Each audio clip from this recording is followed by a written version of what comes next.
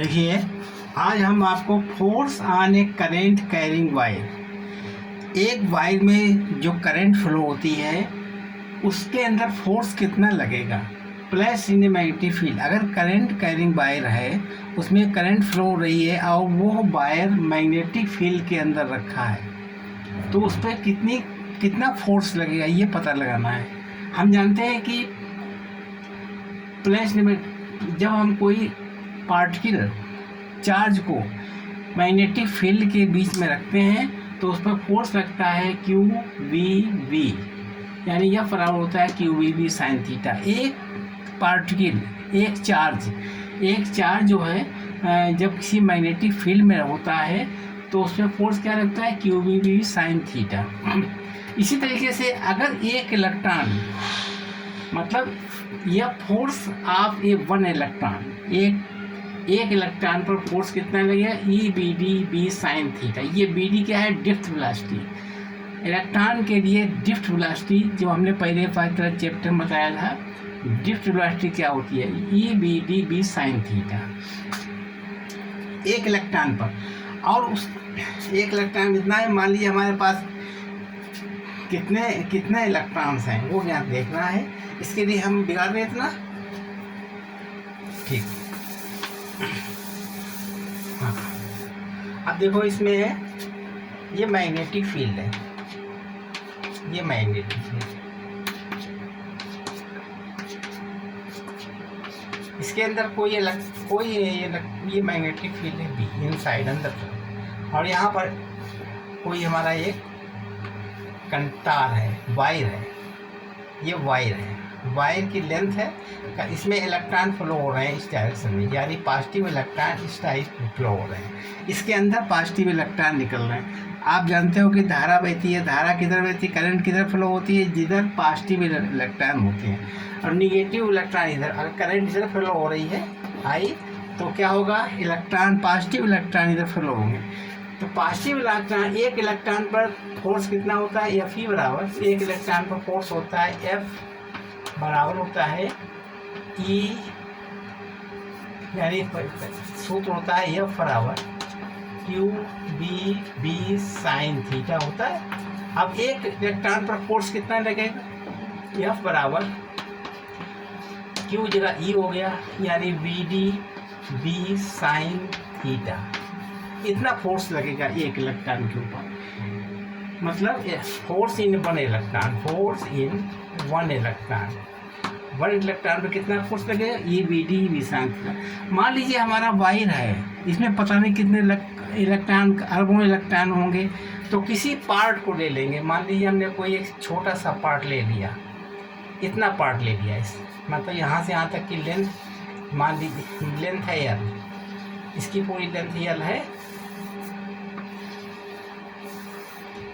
अरे length L है, ये हमारी लेंथ कितनी एल है, और इतना छोटा सा पार्ट ले लें, उससे पता लगाएंगे ये डी एल है, डी एल, ये पार्ट कितना है डी एल, और इसका एरिया ऑफ क्रॉस सेक्शन कितना ए। इतने हिस्से में हम इलेक्ट्रॉन फोर्स निकालेंगे, इसमें कितने इलेक्ट्रॉन है वो का यहाँ। अब देखिए एक वॉल्यूम में मान लीजिए इलेक्ट्रॉन की संख्या n है, एक वॉल्यूम में इलेक्ट्रॉन संख्या n है, और इसमें वॉल्यूम कितना हो जाएगा, वॉल्यूम हो जाएगा इसका ए डी एल इंटू ए में इलेक्ट्रॉन कितने हो जाएंगे n डी एल ए, इतने इलेक्ट्रॉन हो जाएंगे।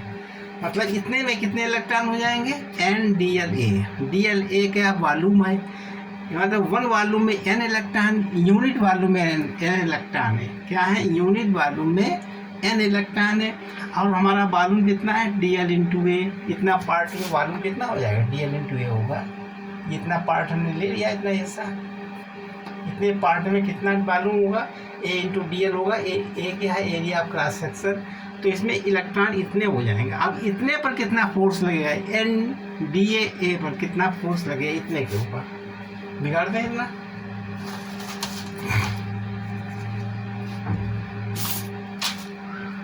तो फोर्स हो जाएगा इसके ऊपर N D L A E, ये ई हो गया, और अंत में B D B sine theta, इतना फोर्स लगेगा, यानी डी एफ। इतने पार्ट में फोर्स कितना लगेगा, डी एफ को, इतने को हम डी एफ मान ले। डी एफ के ऊपर फोर्स कितने, एन डी एल ए, ये हमारा वॉल्यूम हो गया, और ई ये हो गया, बी डी ये हो गया, बी ये हो गया, साइन थीटा ये हो गया, ठीक है। अब इतने पर हमने पता लगा लिया, इसके बाद फोर्स कितना लगेगा।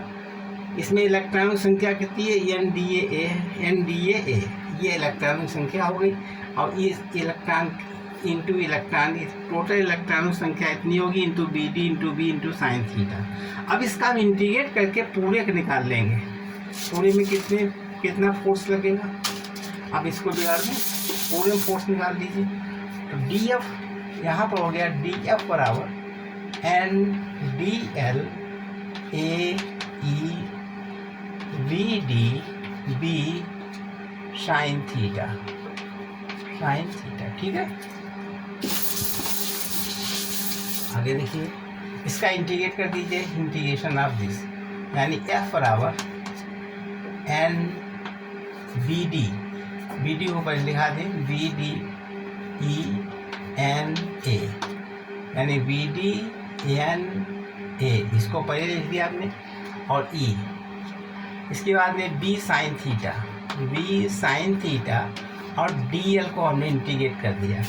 अब डी एल मिला करके पूरी लेंथ हो गई, पूरा फोर्स कितना लगेगा, एफ बराबर B D L B D dipped velocity E N A into L B sine theta, ठीक है।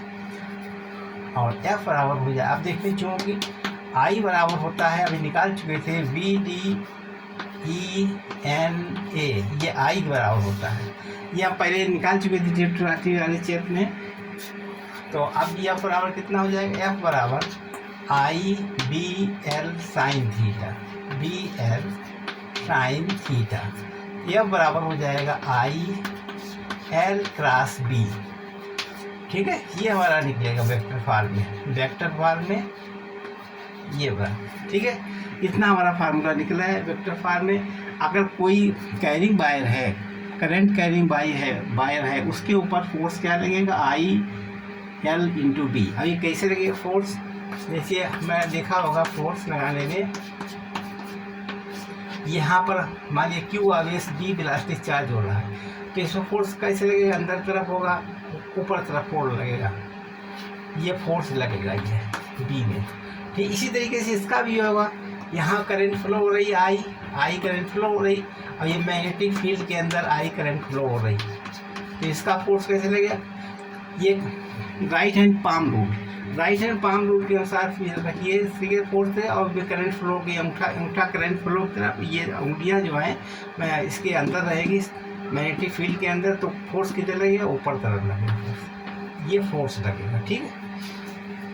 आप समझ गए इसको।